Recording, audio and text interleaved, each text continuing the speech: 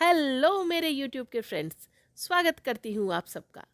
चलिए आज आप सबको मैं एक कहानी सुनाने जा रही हूँ जिसमें आप सबको ये पता चलेगा कि शिव जी, भगवान शिव मछुआरे कैसे बने। है ना आश्चर्य की बात। तो चलिए शुरू करते हैं। शिव बने मछुआरे। भगवान शिव अपनी दया एवं क्रोध दोनों के लिए प्रसिद्ध हैं।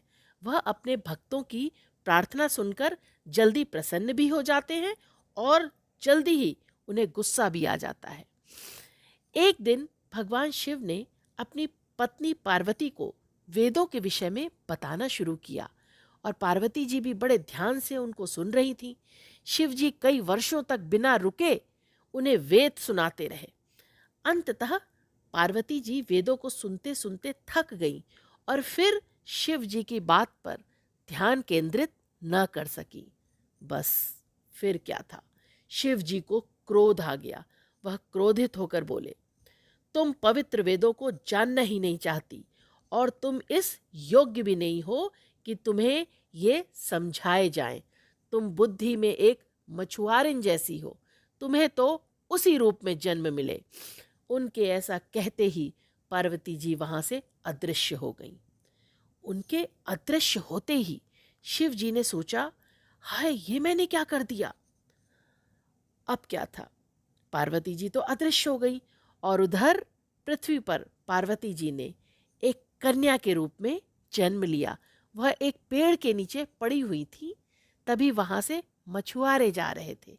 मछुआरे ने देखा कि एक कन्या पेड़ के नीचे पड़ी है, तो उन लोगों ने उसको उठा लिया और अपने सरदार को देकर कहा, देखो सरदार, यह कन्या एक पेड़ के नीचे पड़ी थी, कितनी सुंदर बच्ची है। सरदार उस कन्या को देखकर बहुत खुश हुए और उन्होंने वह कन्या ले जाकर अपनी पत्नी को दी और बोला, देखो कितनी सुंदर बच्ची है, किस्मत ने इसे हमारे पास भेजा है, हम इसको पार्वती कहकर बुलाएंगे। अब पार्वती जी के आने से दोनों पति पत्नी, सरदार और सरदारिन, बहुत खुश रहने लगे।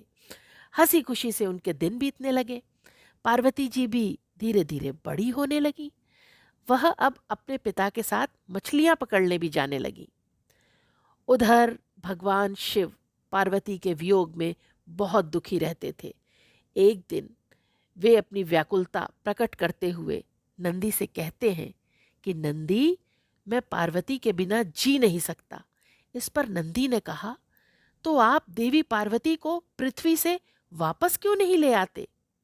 मगर भगवान शिव तो जानते थे कि पार्वती एक मछुआरे परिवार के साथ रह रही हैं। उन्होंने कहा, मैं उसे वापस कैसे ले आऊं, उसकी शादी तो एक मछुआरे से होनी तय है, ये विधि का विधान है।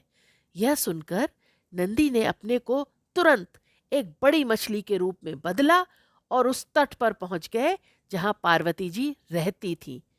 उस विशालकाय मछली को देखकर मछुआरों ने उसे बहुत पकड़ने की कोशिश की, परंतु किसी को भी सफलता नहीं मिल सकी।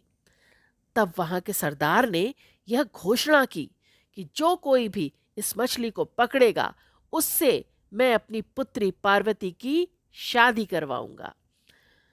परंतु उस मछली को कोई पकड़ नहीं सका। सब थक हार कर शिव जी की पूजा करने लगे। पार्वती जी ने भी शिव जी की पूजा की और कहा कि यह विशालकाय मछली हमें बहुत परेशान कर रही है, नुकसान पहुंचा रही है, कृपया हमारी इससे रक्षा कीजिए।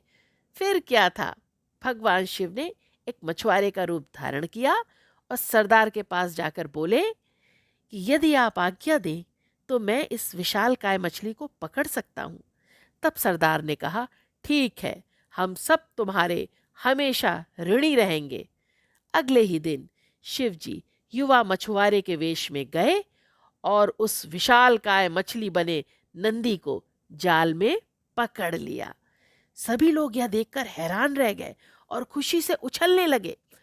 सरदार तो युवक की प्रशंसा करते हुए बोले कि तुम एक योग्य मछुआरे हो, क्या तुम मेरी पुत्री से विवाह करोगे। युवक रूपी शिव ने तुरंत प्रस्ताव स्वीकार कर लिया। इस तरह मछुआरे रूपी शिव का सरदार की पुत्री से विवाह हो गया। विवाह पश्चात शिव, पार्वती और नंदी अपने असली रूप में प्रकट हो गए और सबको आशीर्वाद देकर वापस कैलाश चले गए। तो इस कहानी से हमें यह भी पता चलता है कि विधि का विधान निश्चित होता है, फिर चाहे वह मनुष्य हो या स्वयं ईश्वर। Thank you so much. फिर मिलते हैं अपने नेक्स्ट वीडियो में। Bye bye.